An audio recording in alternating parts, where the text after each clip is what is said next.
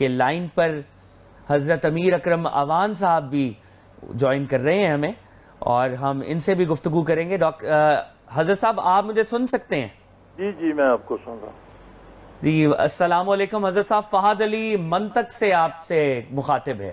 وعلیکم السلام ورحمۃ اللہ۔ حضرت صاحب آج میرے اسٹوڈیوز میں ڈاکٹر محمد سعد صدیقی صاحب، صدر شعبہ اسلامیہ جامعہ پنجاب بھی تشریف رکھتے ہیں، اور میں آپ سے ایک سوال کرنا چاہ رہا ہوں روح اسلام کے حوالے سے۔ بہت بات ہوتی ہے، بہت سے اعمال کی طرف اشارہ کیا جاتا ہے اور بات کی جاتی ہے کہ یہ کام اسلام کی روح کے خلاف ہے، اسلام کی روح کچھ اور کہتی ہے، مگر میں ایک ادنا طالب علم ہوں حضرت، مجھے یہ بتائیے کہ روح اسلام فی الحقیقت ہے کیا؟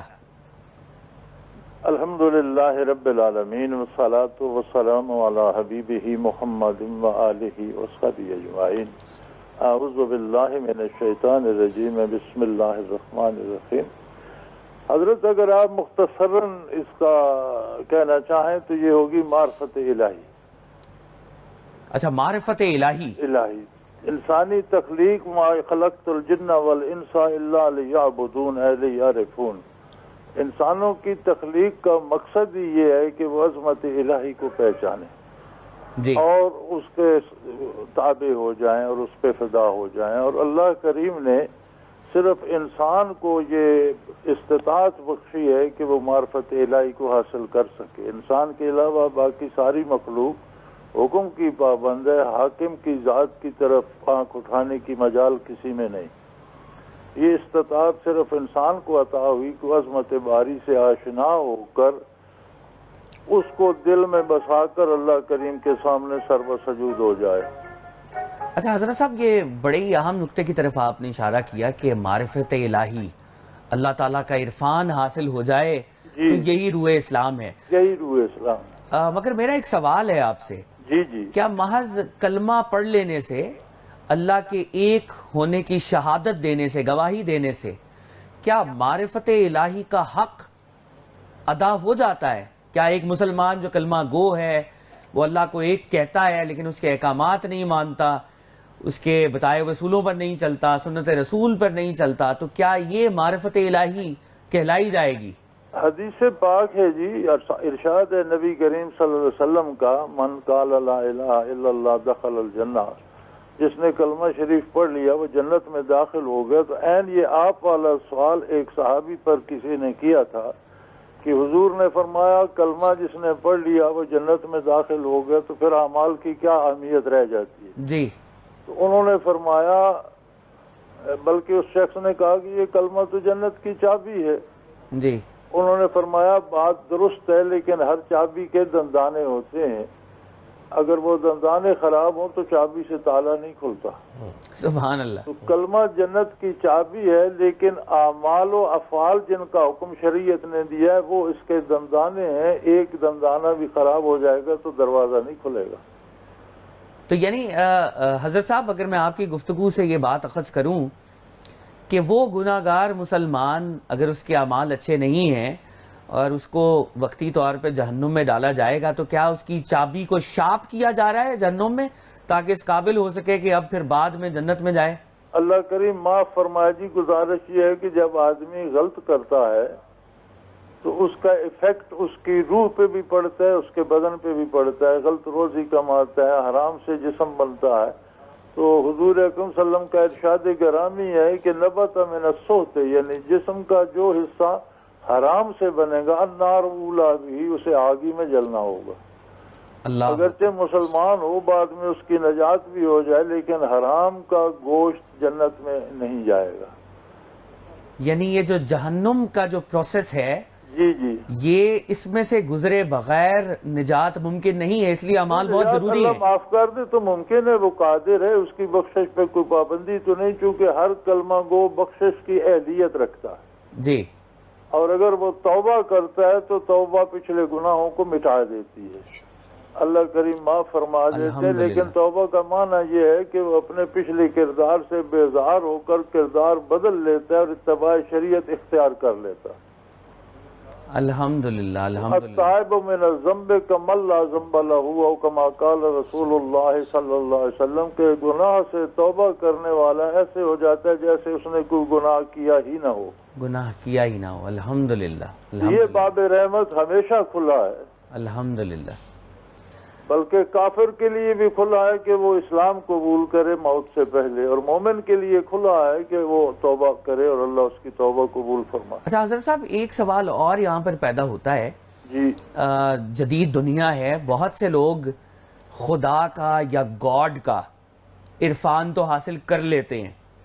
دے انڈرسٹینڈ کہ دیر از اے گاڈ. ان کو یہ پتہ چل جاتا ہے کہ خدا تو ہے، اور بہت سے لوگ اپنے اپنے طریقے سے خدا کی عبادت بھی کرتے ہیں.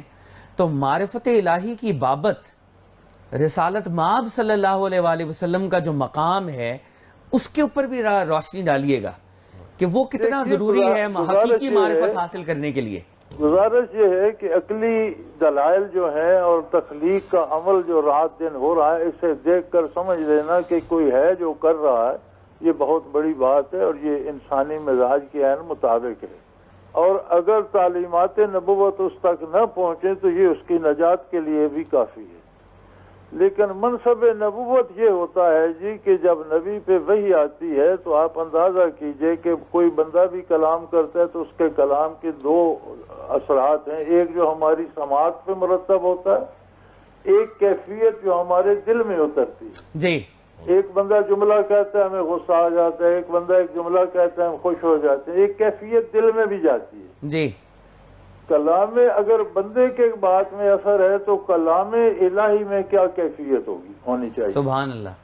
اللہ کا نبی جب اللہ کا کلام سناتا ہے تو اس میں اللہ کی تجلیات ذاتی ہوتی ہیں جو دل میں اتر کر منور کر دیتی ہیں اور دل کو اللہ سے وابستہ کر دیتی ہیں. سبحان اللہ سبحان اللہ. تو یہ عظمت انبیاء کی ہوتی ہے. پھر جو حدیث شریف ہے اس میں آپ صلی اللہ علیہ وسلم کے ذاتی اثرات ہوتے ہیں. آپ حدیث کا مطالعہ کرتے ہیں، آپ نبی صلی اللہ علیہ وسلم کے عشق میں مبتلا ہو جاتے ہیں.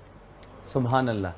تو نبی کی برکات سے معرفت الہی حاصل کرنا بے ست حضرت صاحب قطع کلامی معاف، بہت ہی خوبصورت گفتگو ہو رہی ہے، اور بریک کے بعد حضرت صاحب ہم اسی گفتگو کے سلسلے کو آگے بڑھائیں. امیر اکرم اوان صاحب، میں آپ سے آخری سوال کرنا چاہوں گا.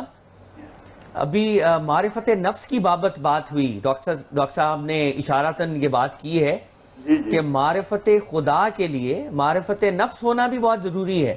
جی جی آپ اتفاق کریں گے؟ جی، معرفت نفس ہونا بہت ضروری ہے، اور حضرت علی رضی اللہ عنہ کا قول ڈاکٹر صاحب نے نقل فرمایا ہے، من عرف نفسہ قد عرف ربہ. یہ درست ہے، لیکن معرفت نفس کیسے حاصل ہو؟ جی، سوال تو یہ ہے نا جی. تو حافظ صاحب اگر آپ اس کے اوپر کچھ روشنی ڈالیں نا میرے ناظرین کے لیے کہ معرفت نفس حاصل کرنے کے کیا راستے، کیا طریقے ہو سکتے ہیں. میں گزارش کرتا ہوں کہ اسلام نے بڑا آسان طریقہ اس کے لیے دیا ہے. نبی کریم صلی اللہ علیہ وسلم پر جو ایمان لائے حضور کے زمانے میں، وہ صحابی ہو گئے. جی. صحابیت اگر ہم اس کو اصطلاحی طور پر سمجھنا چاہیں تو یہ ہوگی کہ انہوں نے صحبت کا فائدہ جو صحبت سے حاصل ہونا تھا، صحبت رسول صلی اللہ علیہ وسلم سے، وہ حاصل کیا. وہ کیا تھا؟ دنیا اگر ساری بھی بلی ہو جائے، صحابت کی ولایت جمع کی جائے تو صحابی کی خاک پاک کو نہیں پہنچتی. جی. یہ وہ جو پہلے میں نے عرض کیا کہ کلام کے ساتھ کیفیات ہوتی ہیں، اور نبی وہ پاک ذات ہوتی ہے جو اللہ کا کلام بھی سناتا ہے اور تجلیات باری کو دل میں اتار بھی دیتا ہے. جی. وہ کیفیات جب ان کے دل میں اتری براہ راست صحبت نبوی سے تو وہ صحابی ہو گئے. جی. اسی طرح تابعین کا ایک طبقہ ہے جنہوں نے صحابہ کی صحبت پائی.